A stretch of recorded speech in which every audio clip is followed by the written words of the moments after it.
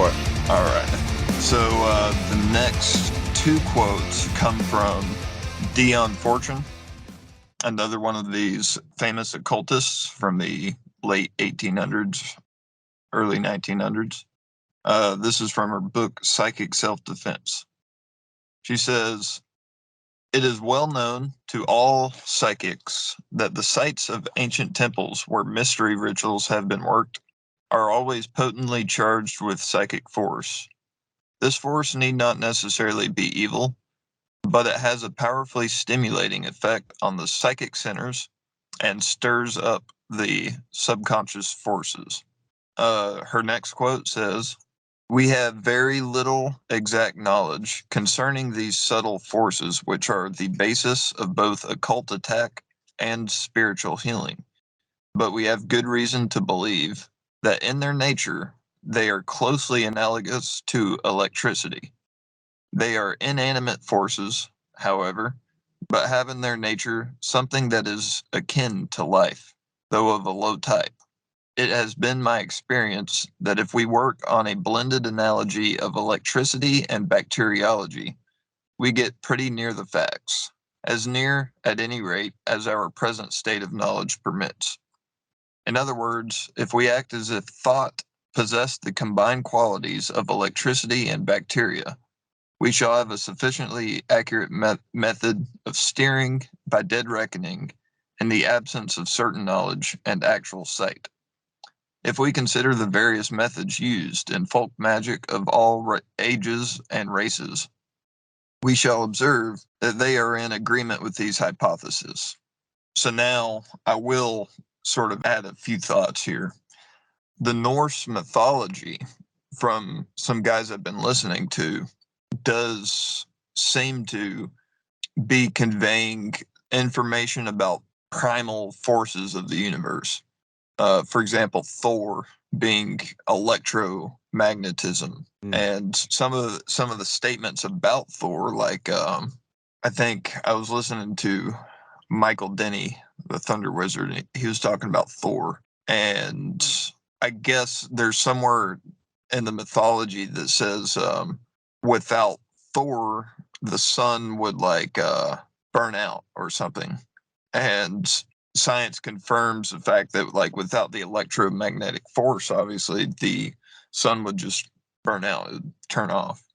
And when you start interpreting it like this, once you have the keys, it's like it's a cipher kind of, where if you replace the names and the mythology with certain scientific forces that we know about now, you can see what it's saying or what it's relating.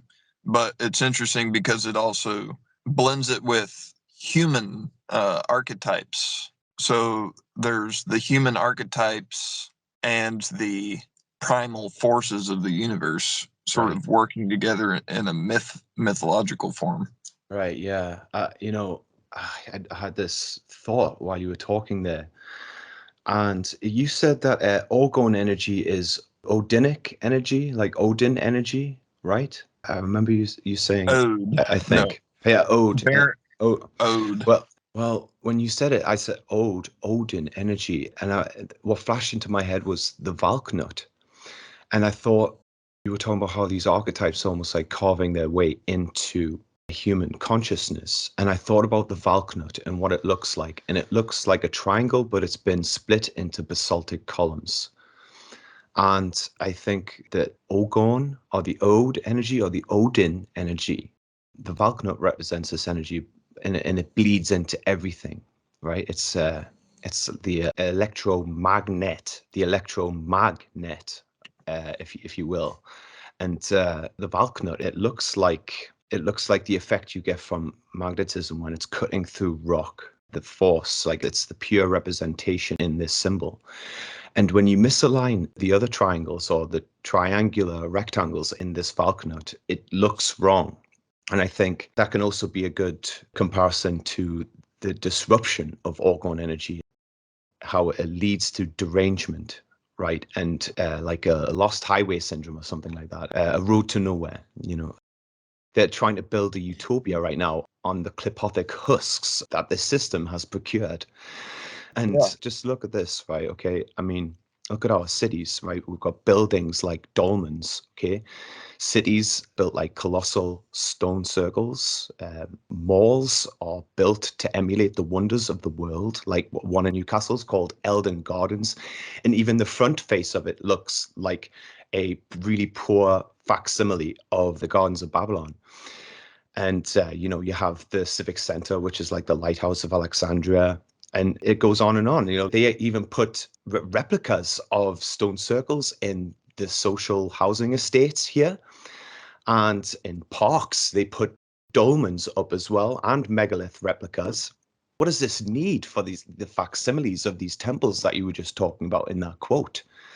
Where does that come from? Why it's derangement? Yeah, that's fascinating. I've been giving a lot of thought to that myself, like the entanglement of that energy. Totally see what you're saying. And yeah, been thinking about that myself. I think it was Benjamin Franklin when they first came over to America and started laying out plans for building shit. Like they had this grid system, which was 6 square miles by 6 square miles. So you ended up with 36 1 square mile blocks. And they Wow. just like repeated it across the entire continent. And turns out that a lot of the towns that we have were put on like block number 13 because like each one of these 36 square mile plots has 36 individual blocks within it, and they're numbered from left to right, I think, on the top row, and then it goes down to the second row, right to left. So 1, 2, 3, 4, 5, 6 on the top row, then from right to left on the second row, 7, 8, 9, 10, 11, 12 on the second row, then third row goes left to right again.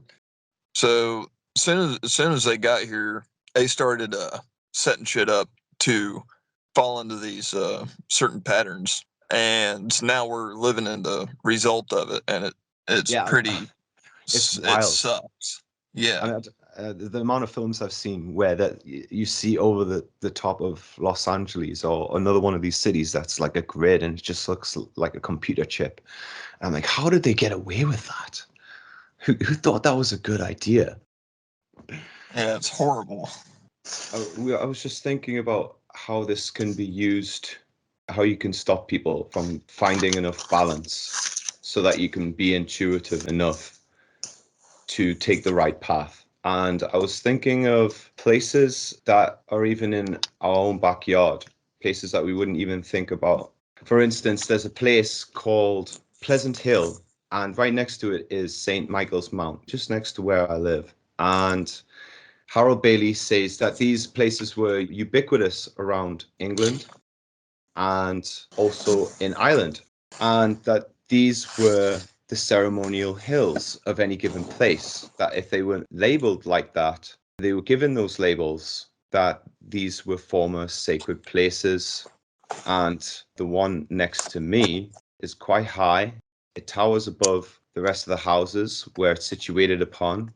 There is a church on top of it called St. Michael's Church that's been recently renovated. Don't get me started on that. In fact, I'm just going to get into it because that place has an art installation in there.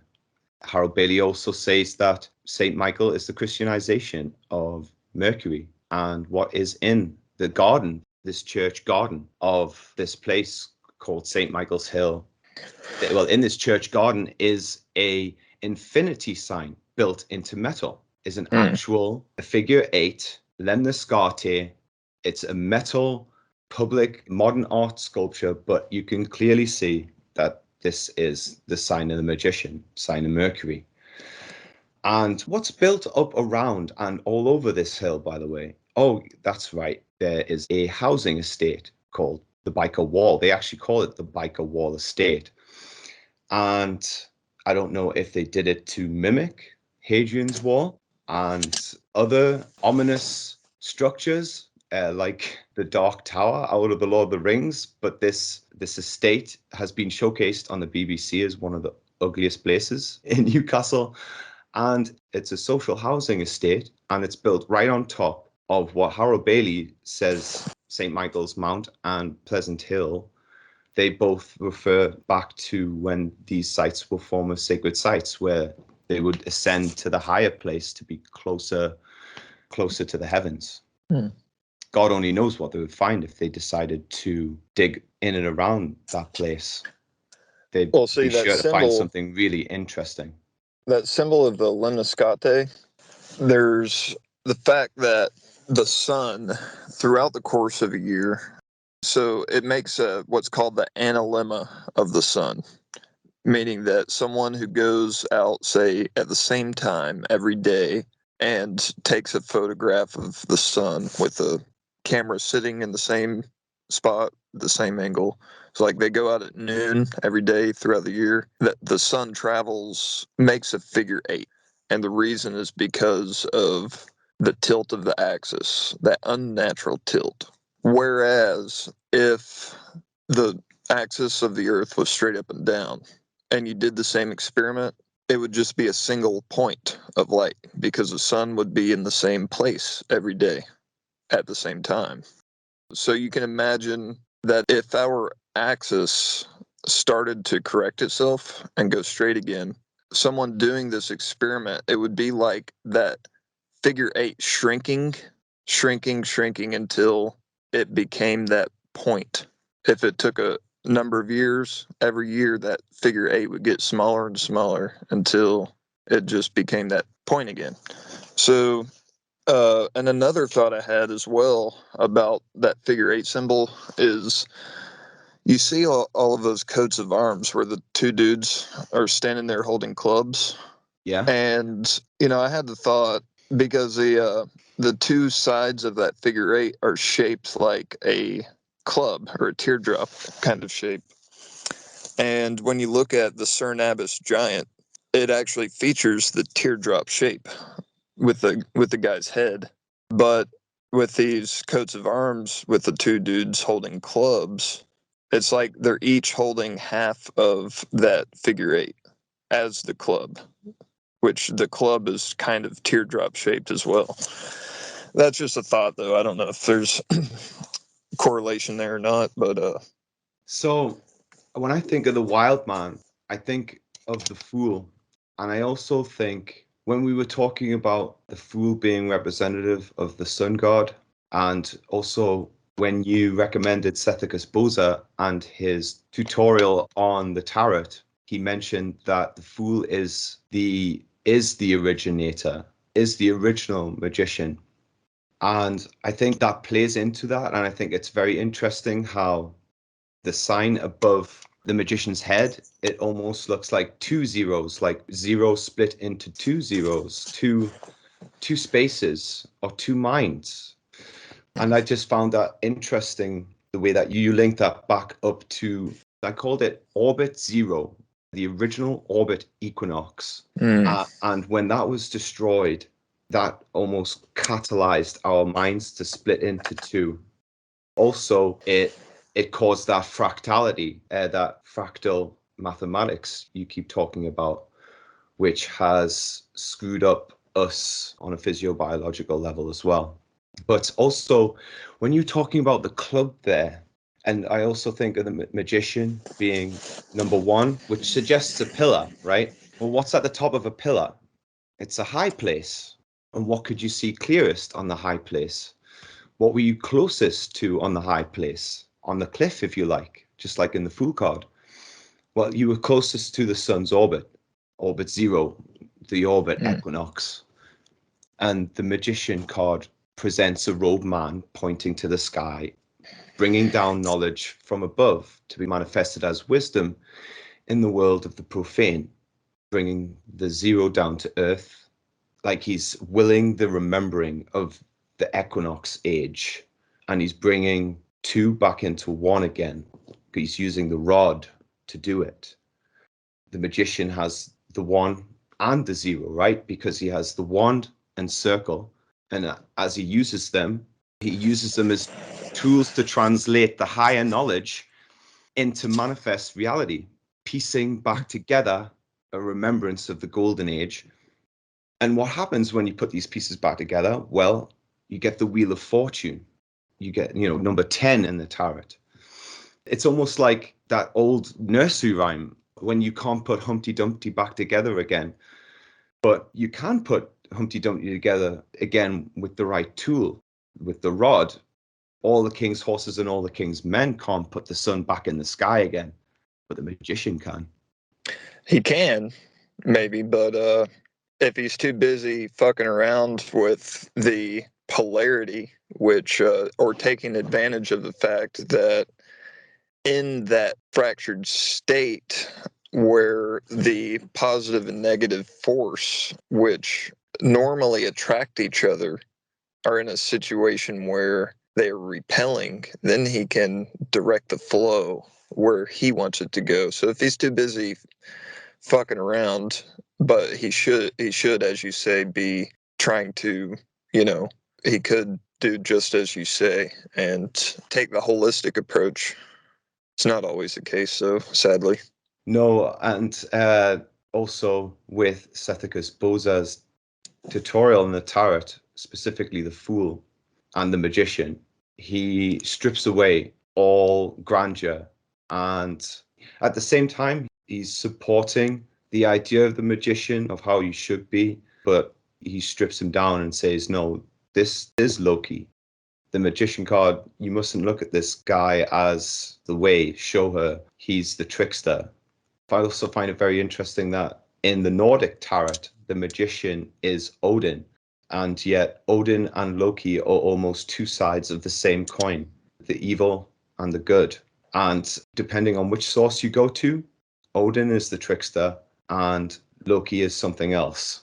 So even getting into this subject, you're already tripping over yourself, and how tricky this gets very early on. It can get people so mixed up in their heads. I imagine those who aren't used to that kind of thing are going to be thrown off and sent down paths which they don't want to go down.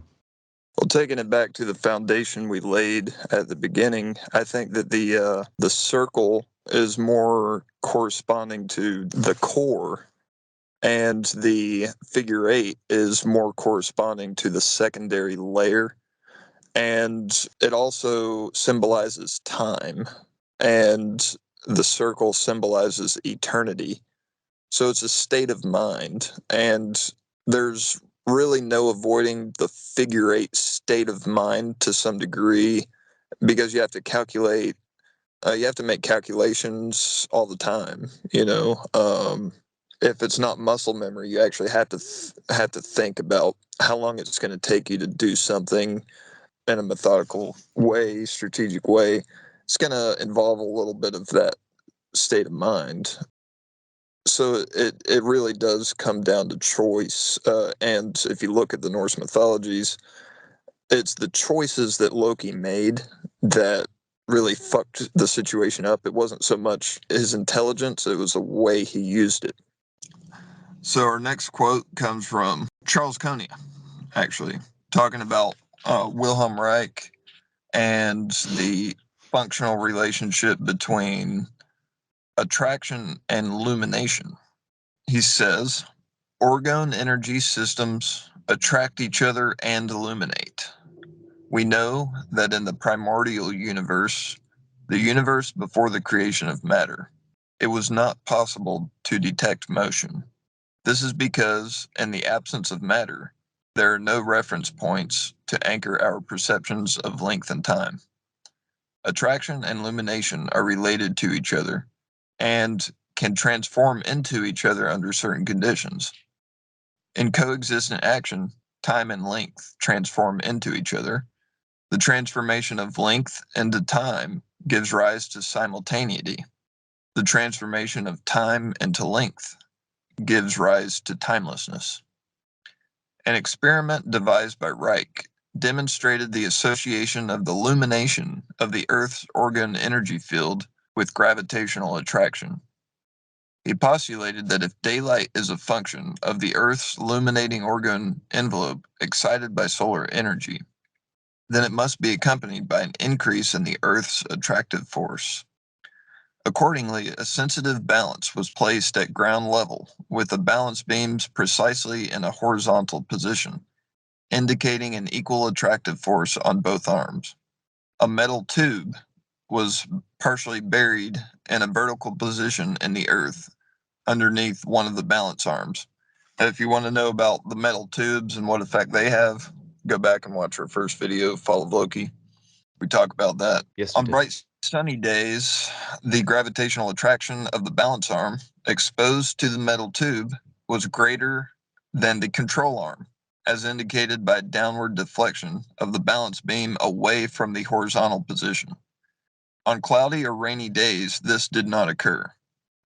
The experiment demonstrated the association of attraction and illumination of the Earth's orgone energy field and supported the hypothesis that illumination is transformed into attraction. Reich's observation of the transformation of illumination into attraction has recently been confirmed by changes in the rotational rate of a freely swinging joint pendulum during a solar eclipse. The inventor of the gyroscope, Jean Bernard Leon Foucault, demonstrated during the 1851 World's Fair that a pendulum could track the rotation of the Earth. During the eclipse, the pendulum took an unexpected turn, changing its angle of rotation by 13.5 degrees. That's Charles Konia. So there's a lot in this quote, a lot of things being said here, and in a very compact form. But it's going to tie in to a lot of what we're driving towards here, because a lot of occultism is the manipulation of light. We know this from all of the solar symbolism, and we generally know that. But now we should take into account that one of the things being said here is that if you fuck with light, you're fucking with gravity as well, because they're tied together, or they're related to each other, and they can transform into each other. So you mess with one, you mess with the other, basically. A pendulum that's tracking the rotation of the Earth, when there's a solar eclipse, the sun's light gets blocked out, that it actually changes the pendulum. So something to look into, let's just say. Okay, so the amount of solar eclipses I've seen in films, I just to think of a few. There's an example I used on our last podcast with Star Wars Rogue One, just as they're about to blow up the city with the Death Star. And there's one in Apocalypto, the Mel Gibson movie. There's also one in the newest Disney series that just came out called Moon Knight. It takes up a whole episode to get up to this climactic event. And it goes on, the list is endless. I believe in The Mummy as well, there was a solar eclipse. Countless other movies we could also bring up. And you were talking about the occultism there and the power that they hold over people and what happens to people when there is an eclipse. People don't know that there's a lot of murders, that there's wars that kick off or reignited. And in general, it causes a lot of upheavals because there's still something deep within us that recalls back to those times when leaders would use eclipses to their own ends, knowing the psychological effect it had on the masses and how it made them more suggestible and more controllable and easily scared. Yes, very true. That's right. Yes, of course. And not just that, it's compounded. It's compounded by our sacred sites being desecrated, as I've talked about with St. Michael's Mount in Newcastle and plenty of other places, every other ceremonial hill that there is, specifically the ones in Ireland. All these sacred sites have been desecrated, mess with our electromagnetic field. It's basically a long way of saying if you fuck with light, you're going to fuck with gravity or the attractive force. Light cannot be separated from the electromagnetic field. I think when you start throwing prisms at light, it's going to divide into all different kinds of shapes and colors. That's what's been happening with our psychology. And I think, yes, with these cities and our last podcast when I talked about the Pisces sign looking like reactor tubes, but I also should have said, why do the reactor tubes look like volcanoes? The reactor tubes, why do they look like that? And not just that, why is there a building in Newcastle that is mimicking the look in a very minimalistic style? Why is it mimicking Fingal's Cave? But yeah, why do they have these edifices in and around governmental buildings? This is the town hall we're talking about, the local authority.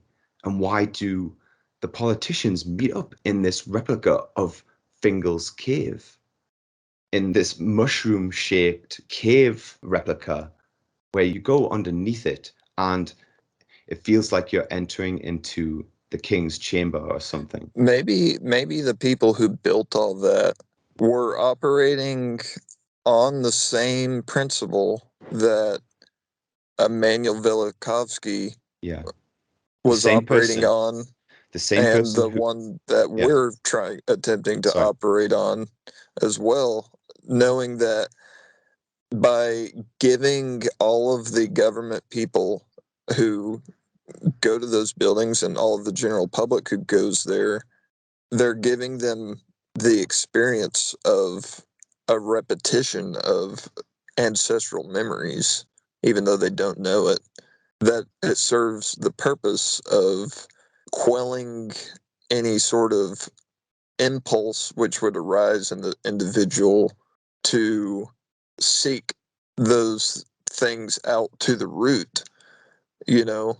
Maybe there's something natural about the land location itself there, which, if left alone, anyone there might sort of naturally begin to ask questions in their minds and naturally sort of start to explore the meaning of the place itself and the island and everything, because they're having this fake experience in this city center.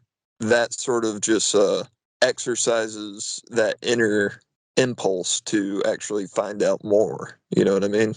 Yes. In a subliminal way. I told you earlier on that I have an infestation of wasps. And when I woke up at 6 a.m. yesterday, I found 13 wasps flying around my living room. And when I was watching them, I could see that they were trying to get to the hive. They were trying to get to my rooftop. They could sense that the queen was up there, and they were flying around the light in the center of my room at the ceiling. And they were just flying around there like it was the center of the galaxy. And they could tell she was there. They could sense her electromagnetic field, but they were cut off from the hive, and they were in a frenzy. I had to dispose of them, but it made me think. They were cut off from their hive, and they were acting completely irrationally and searching for a queen. And I think that's what they're trying to do with these cities, cutting us off from our sacred sites. And also, when they cut us off from our sacred sites and the profound antiquity attached to them, they affect our ancestral memory. They throw us out of alignment, our electromagnetic field out of alignment. So we're like wasps cut off from our hive, from our place of balance, and we're thrown off balance. And it's almost like the field's reversed. There's no longer community, but we become hosts to a system where our energies are amassed and messed with. Exactly. I've basically documented the same thing over here as well, but I And won't get into harvested, I meant that. to say. Our energies are Oh yeah. harvested, but yeah, go ahead. Yes. Yeah. No, I was just confirming, but I won't go into detail. This comes from Blinded by Starlight, written by Frank McGillion. He says, "The light of the body is the eye. If therefore thine eye be single, thy whole body shall be full of light. But if thine eye be evil, thy whole body will be full of darkness." And that's obviously out of the Bible. He also writes, "To the Western occultist, the term third eye generally relates to an area of the brain that includes the pineal gland, part of the pituitary gland, and the third ventricle of the brain. However, in popular accounts of esoteric belief, the term third eye is used synonymously with that of the pineal gland. He also, in his book, talks about he tries to figure out why astrology actually affects us the way it does. And he has this theory which is really interesting. When a baby is born, its skull is soft, and the skull actually has joints which kind of fuse together as you grow older. But when you're an infant being born, it's still flexible. And when it comes out of the mother, its skull actually gets squeezed. Those joints, there's a little bit of opening where light could potentially pass through the skin, through the brain, and actually contact the pineal gland. And it's the only time that light would ever be able to actually contact directly the pineal gland, because the pineal gland itself actually sits in the center of the brain where it's completely dark. So it never has any light contacted at all, except for that moment when the baby is born. That's the moment that they cast astrology based on. So that's that one moment where you get the light from the universe. Right. So, Yes. Almost like just thinking of like this ray coming from the center of the galaxy, imprinting on a template, and that being the baby, and whatever stars are in alignment when the baby's born, which the cosmic rays it's getting exposed to right there. And that's how and why birth charts are made, because of these influences from as soon as the baby leaves the womb. And also I've heard that some people who, when they make birth charts, that it goes even before then, maybe to the point of conception. But the general convention is to make a birth chart from the moment you're born, which means that there must be something happening right there and then, which marks you in a sense, and it makes an indentation and creates your identity. yeah. Some of the most powerful experiences we have is these experiences of beauty, and the pineal gland itself actually has a lot to do with perceiving beauty and energy and things like that. And that's like the first impression. And Odin was called the one-eyed god. And you had that quote, "If thine eye be single," or saying that is your third eye. So it's almost like you're defined by your first impression of the world. And the first impression literally that you get of the world is when the top of your skull is coming out of your mother, and you have that cosmic light coming into your brain. It's the only time that that light ever has the opportunity to contact your pineal gland directly.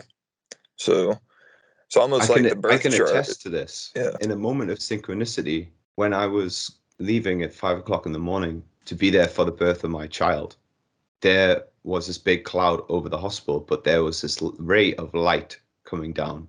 I'm not joking. There was this ray of light coming down from the sky, and it was hitting the hospital so perfectly. And it was almost like it was, like it, it was just timed so beautifully.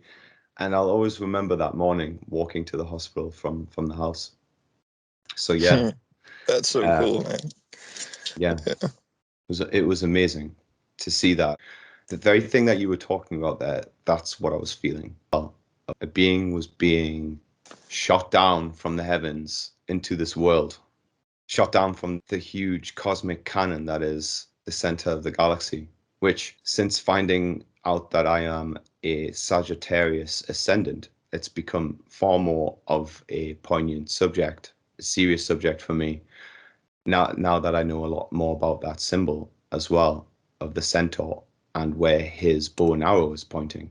That's cool. I'd gone years of my life without ever really meeting people who were Sagittarius.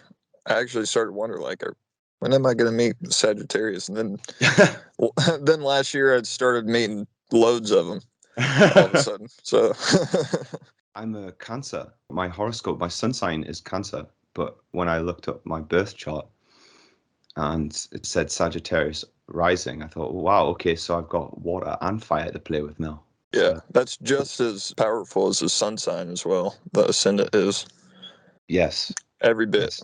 Yeah. In a different way, though. I think the clue's in the name. So ever since I found it out, I've been wondering, my baseline is a Cancer, but my ascendant is Sagittarius. So does that mean that is what I could be? That's what I'm ascending towards?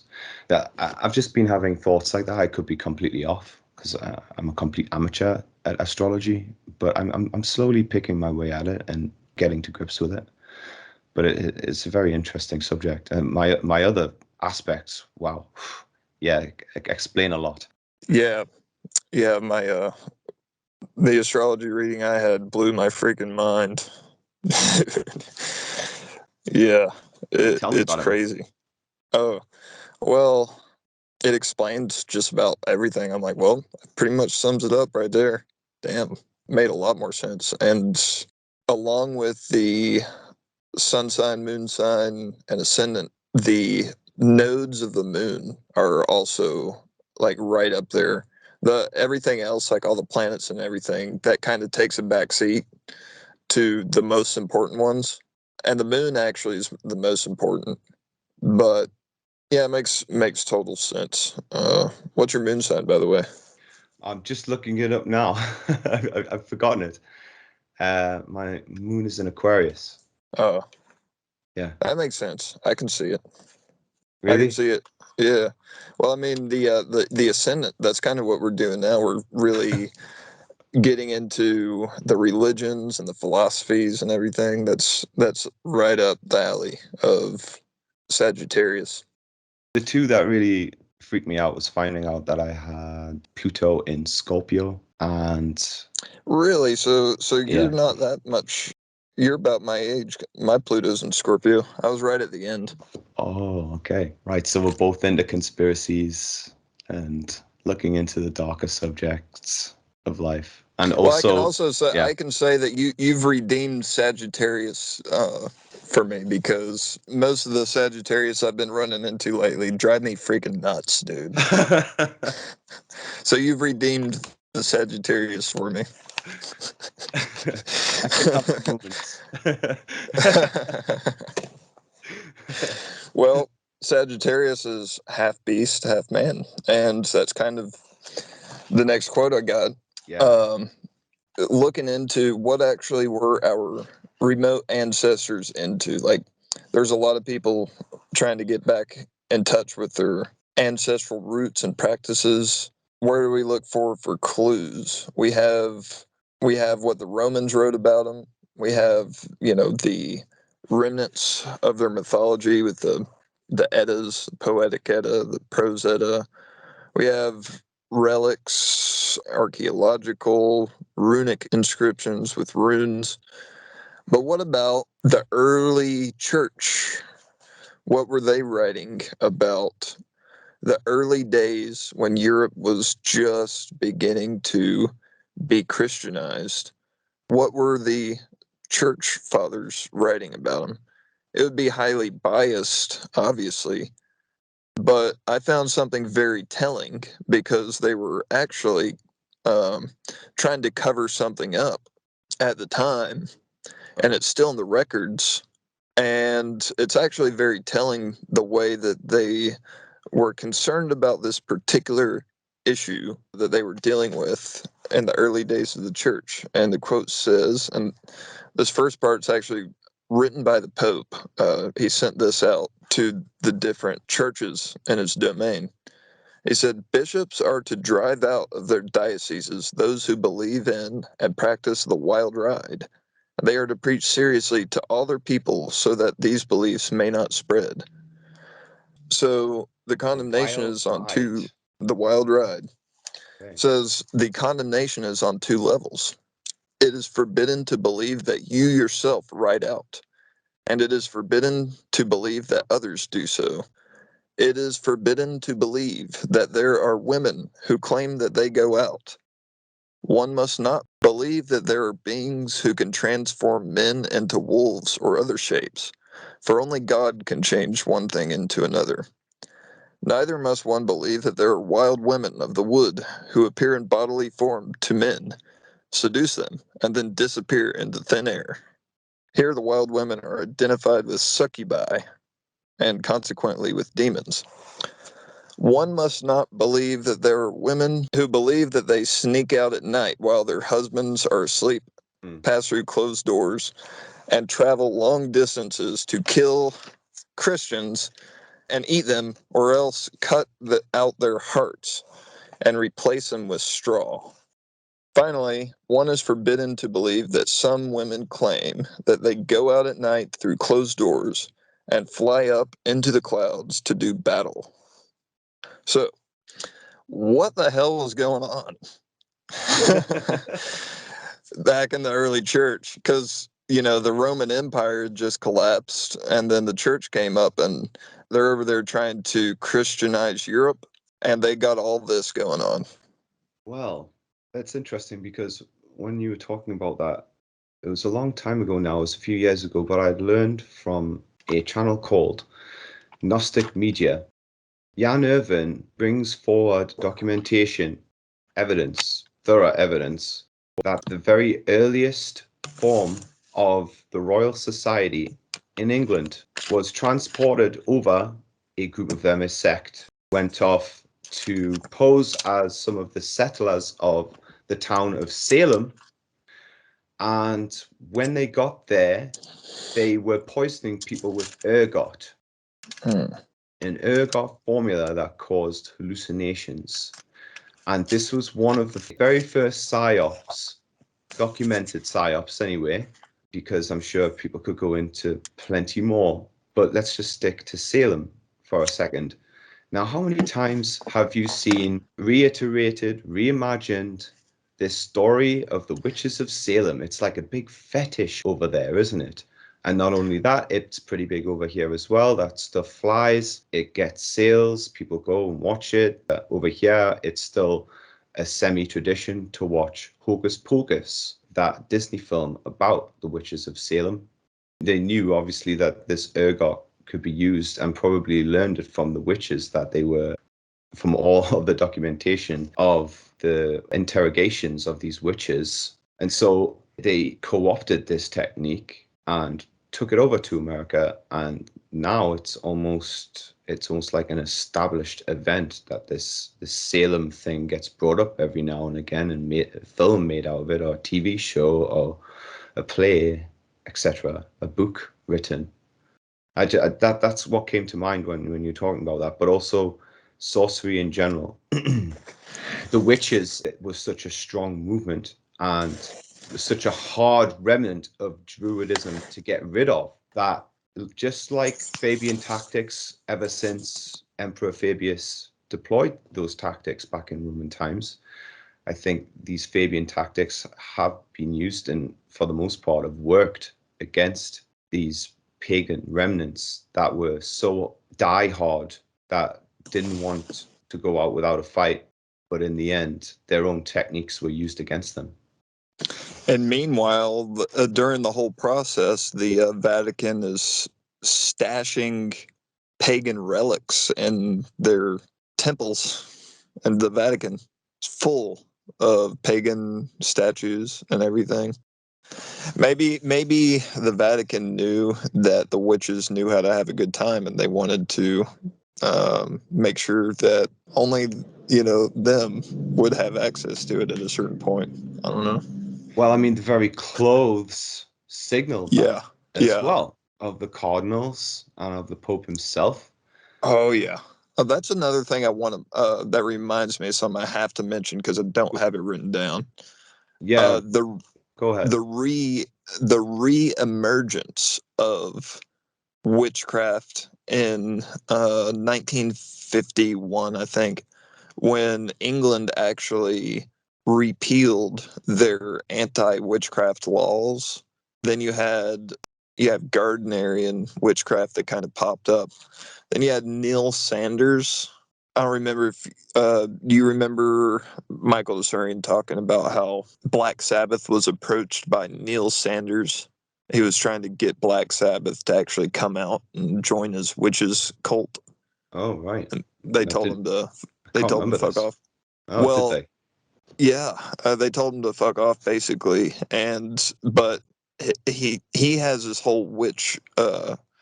He started a witch cult Yeah. that's still active, but when he was 8 years old, his mother, his grandmother, and the other females in his family, to initiate him as a witch, they made a cut with a razor blade on his scrotum to identify him as a female there. Wow. So to them, to be a witch as a man means to be a woman, at least symbolically. Now, people want to get in touch with their ancestors and whatnot. I mean, look at my coat of arms. That is not particularly the most Christian coat of arms or symbology that you'll find out there. It's more along the lines of paganism. But Yeah. tell me, does that look like two dudes who identify as females? No, Fuck it does not. no, it does not. Look at the Cernabis giant, the old prehistoric image on the side of a hill. Does that look like a man who is identifying as a female No. so he can call himself a witch? No. I'll tell you where that distortion comes from.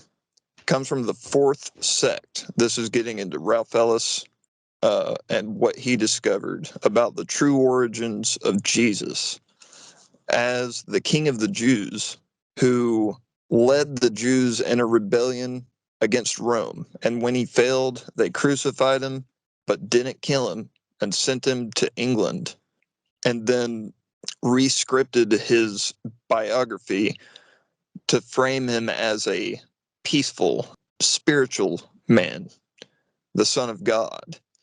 But they scripted that story so they could hand it to the Jews and pacify them. But originally, that historical character, Jesus, was not a Jew. He came from these royal lines out in Yeah. Egypt and out in Parthia. He was a convergence of several very powerful Eastern bloodlines. And when he came in to lead the Jews in a rebellion, he basically faked being Jewish. He had nothing to do with Jewish beliefs from his bloodlines. He did that because he needed cannon fodder. So he came in as like this Messiah, and they were looking for a Messiah. They were itching for a fight with Rome. He knew that, so he just came in as like this Messiah that could lead them against Rome. They accepted it. They actually made him the king of the Jews. That's why when he got crucified, they had that on the cross. It says King of the Jews. He was. But his loyalty was to his old bloodlines. And those bloodlines were Sibyl cult. And that cult involves castrating. So the priests are castrated. Um, After the Roman Empire collapsed and the Christian church was formed, there was actually an iron curtain, so to speak, between Europe and Judea, which is where all of those castrated priest people were Yeah. centered. There was that iron curtain. They kept that shit out for the better half of 1,000 years. They're called the After the Gallis, cruise, right? From Galilee. Gal. the Galli high priests Yeah. were castrated. That's right. Yeah. They served Sibyl. This is actually remind me of that movie, The 13th Warrior, kind of. Yeah. I wouldn't be surprised if that movie went a little deeper. That dude with the horns might have been the only dude in that whole cave that wasn't castrated. Right. But anyways, that Iron Curtain kind of fell apart after the Crusades. Crusades happened, and what started to happen is like this almost invisible process that you don't really see in history if you don't know what you're looking for. But what started to happen was this same group of people started sneaking over in droves into Europe.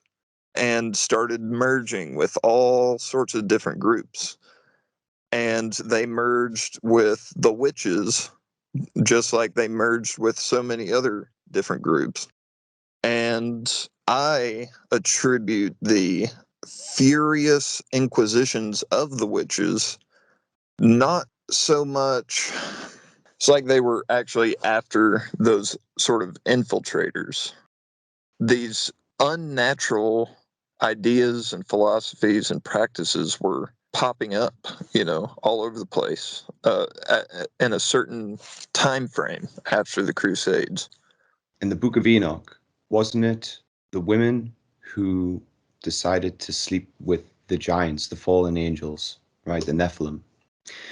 And for some reason, one day I was thinking about that this was almost like a marriage to the devil, to the god of catastrophe, the marriage to the god of catastrophe, and thus these queens were born and they had their own cults or cannibal hordes, or even in aristocracy you would find these pernicious cults as well. So for instance, in the Game of Thrones, Cersei, who sits on the Iron Throne, who becomes queen by sitting on this throne of weapons. One of the most prominent moments in this series is when she assassinates all of her competitors in one blow. She gets rid of half the royal court, and she does it by using this incendiary substance called dragon fire, and it lights up in an emerald green and just consumes everything it touches. And it's like napalm fire, but it's napalm fire. And she gets her corrupt maester to make it. Maester is also a metaphor for a druid. Exactly the same concept. The maesters are the druids. They're the keepers of the knowledge in Game of Thrones. Very studious, only very selective over the people that they school. But this renegade maester, she almost married to Cersei. He conjures this up for her and she uses it against her enemies. What else? Also in the Game of Thrones is the Red Witch. She's the one, you could say, orchestrates all of the tumult in Game of Thrones. The reason why the Red Wedding happens, why she even commits necromancy, where she gives birth. And she gives birth to a demon that goes and seeks out this high-value target. She commits sacrifices to a fire god as well. And they seem to have a monopoly in this world over this kind of sorcery. And this just echoes throughout. When you were talking before about these males who were to be inducted into these cults had to be marked in some way.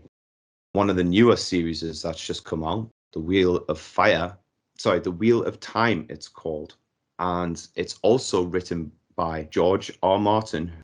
And it's this agenda which is pushed in The Witcher, actually, as well, and in The Wheel of Time, that females are the ones who have a monopoly on magic, who are the best wizards. And in these series, if men try to do magic, specifically in The Witcher and in The Wheel of Time, they either mess it up, they use it for evil deeds, they're trying to backstab. It's never for good, whereas the women are seen as, even when they're doing brutal and savage things, they're seen as justified, and they're always right. In this new series called The Wheel of Time, I thought this was really interesting. The males, if they try to do magic, they go crazy. So they become mentally ill and psychotic, and eventually end up either destroying everything around them or someone ends up killing them. And I think it's interesting how it seems that people are becoming aware that people are waking up and know that men are slowly waking up from their slumber, from their, let's say, they're being seduced by the beauty of women and waking up from the tyranny of that. And because of this, and because they know that men are seeking out their own power from within, they are creating this psyop. They are trying to traumatize people in these shows to make them afraid of doing any magic, performing any magical rituals which may help them, any rituals of dedication to their ancestral gods, anything at all, and almost trying to get them to attach this emotional plague that you were talking about before, making men afraid of using their own power by doing this, almost like creating a amnesiac bubble for these people who are watching these shows passively.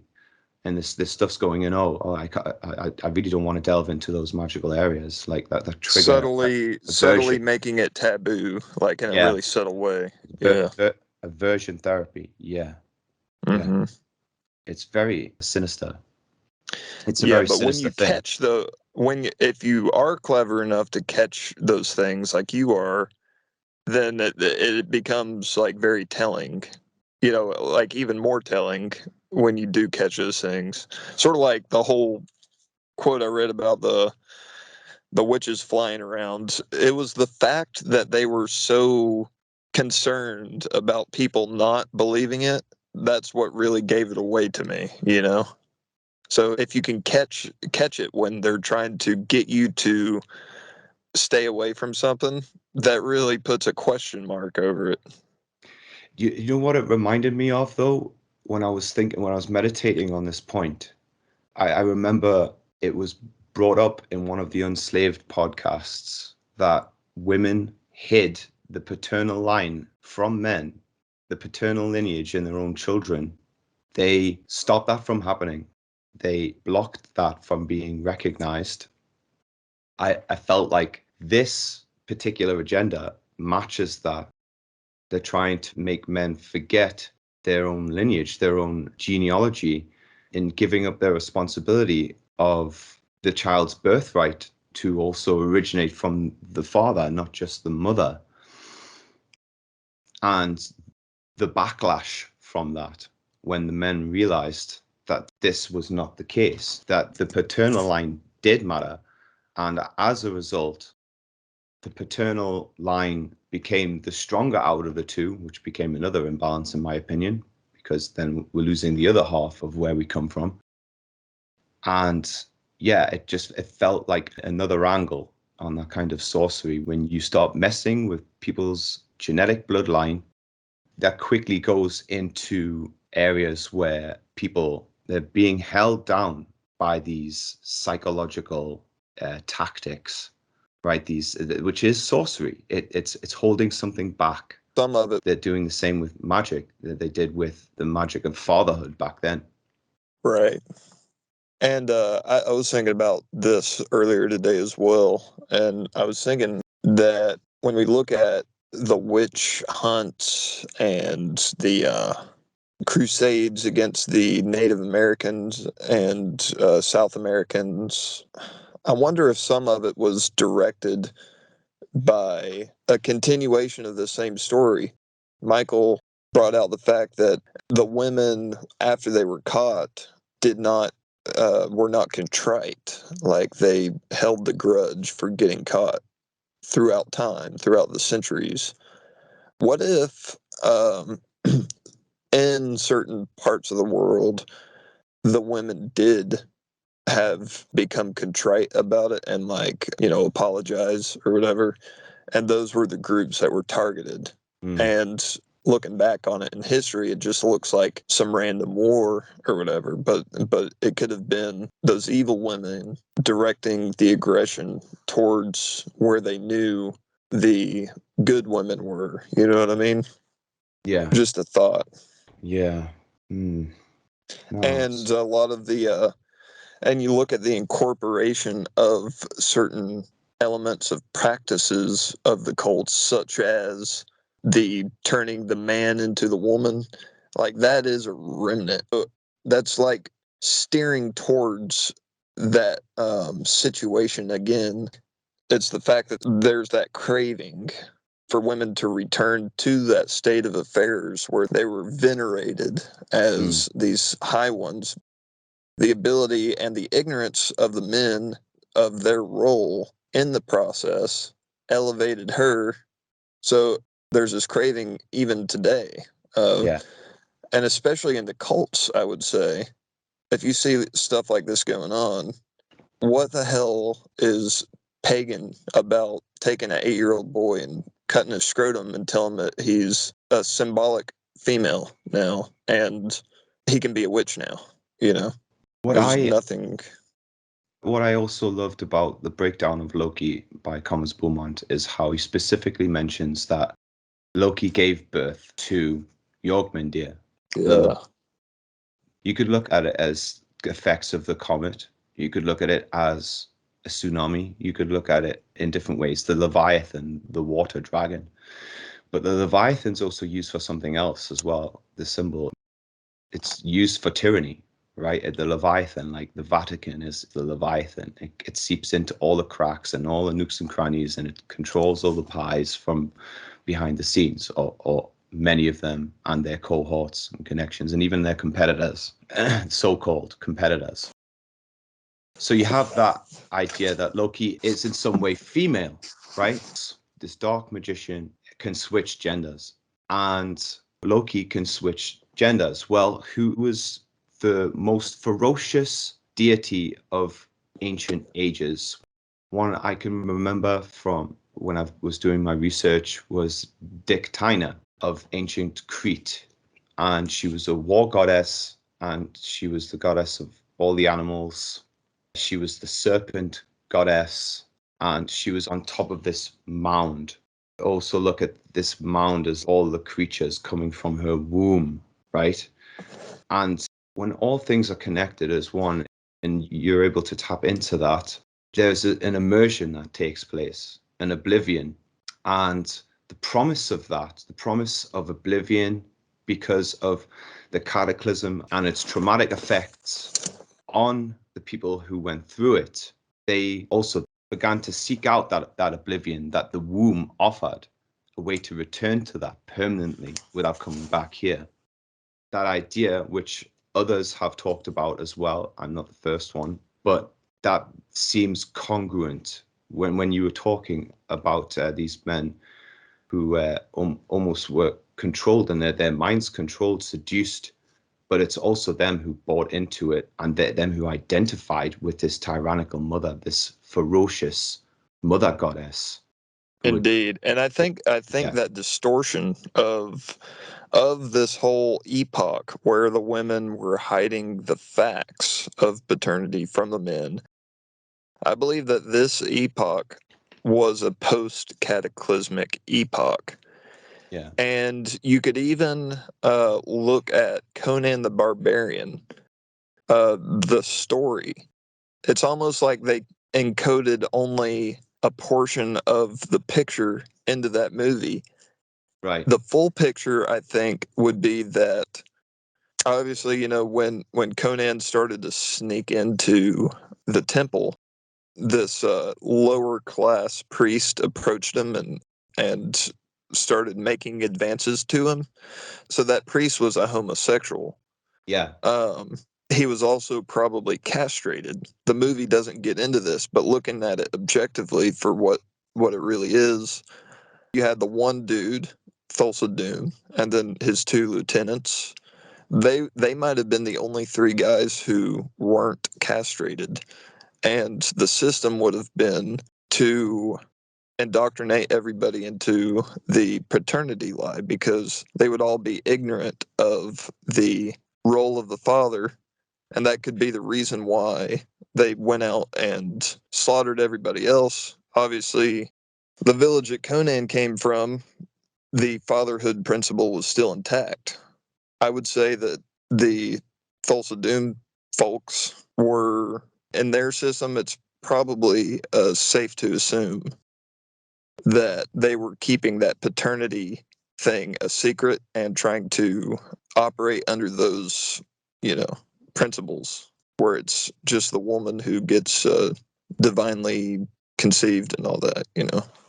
I think that's the whole picture. So then behind Thulsa Doom, you would have the even more powerful Sibel, and that's what those bloodlines continued to maintain down through the aeons afterwards. And let me tell you something, this as well. The traces are still alive and well today in my city of Newcastle upon Tyne. There is a tower in the middle of the city. This is at the civic centre of Newcastle, the town hall. And when I was doing my first videos, I took a video of the civic centre and I overlaid it on top of the first tower that Conan infiltrates in the movie. And on top of this tower, there is 12 serpent heads in a circle in the movie in Conan. And on the top of the civic centre in Newcastle upon Tyne is 12 seahorse heads in a circle, a zodiac, just in the same way that that tower in Conan the Barbarian, the way that this tower is depicted. Now get this, in way back, this site used to be the site of a former brook, a Dean, a stream, a sacred spring called Magdalena Well and Magdalen Dean. And there was a chapel and a hospital there, and it was run by the nuns. The whole area was run and was owned by the nuns. And well, what do we know about Magdalene now in the Bible? What was she a stand-in? Well, she was a stand-in for the Black Madonna. She was a stand-in for Venus and her child, otherwise known as Cybele. And there's clear signs that this cult has left their signature in the very architecture of my city. And that's partially what I go into in my book. And there's other things I've talked about in the first podcast when we talked. Right next to this building is a replica of Fingal's